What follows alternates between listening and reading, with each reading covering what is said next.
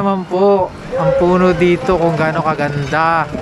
Nangangalaglag yung red leaves niya. Pag ganito po nga buwan ng magwe-winter na, yan po, nalalaglag sa daan yung mga pula, di po ba? Yung ganda, di po ba? Unti-unti siyang namumula at naninilaw. Kali po siyang berding daon. Yan, yan po siya. Nalalaglag po, pag malakas ang hangin, nangangalaglag po. Ang ganda, oh. Di po ba? Magkalat po siya sa daan. Ayan, oh. Ang ganda, di po ba? Oh. Ang ganda, lalo dun ho, kapal ng dahon sa baba. Nakakatuwa po.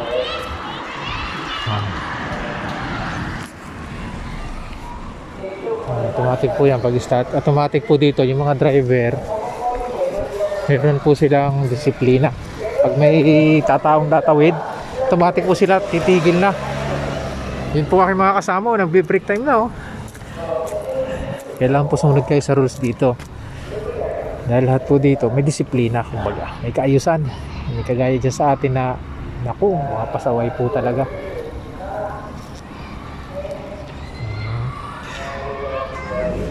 Yan, naka-green na po, liliban na po tayo.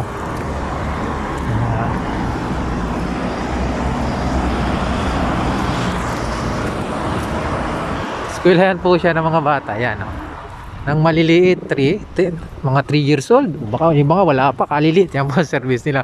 Nakakatuwa lang po dahil sa umaga kanina, hindi ko lang na-videohan po. Pag siya ilalabas, ang ganda nila. Pila-pila talaga sa pare-pares yung uniform nila. Ultimong sapatos at medyas. Sombrero, bag. Yan po kanilang service. Yan. Mali po itong lugar ng aming ginagawa na ito. Napakataas. Tingnan niyo po yun. Nasa baba po yung ano. Mataas po itong lugar na to. Mga puno, magaganda. Yan. Baka po siya, no? Bali magtataglagas na po kasi kaya ganun. Nasa baba po siya. Mataas po itong lugar namin.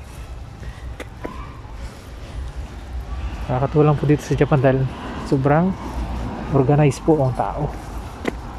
Meron naman sigurong pasaway pero hindi siguro ganun kadami. No. Kaya masarap ditong manirahan dahil tahimik. Kaso nga lang ho, problema natin pag nihunggo na, kaka-problema tayo, pag-usap doon sa kanila, nagagalit sila pag hindi ka marunong magnihunggo. Kaya dapat po mag-aral din ng nihunggo bago pumunta dito na.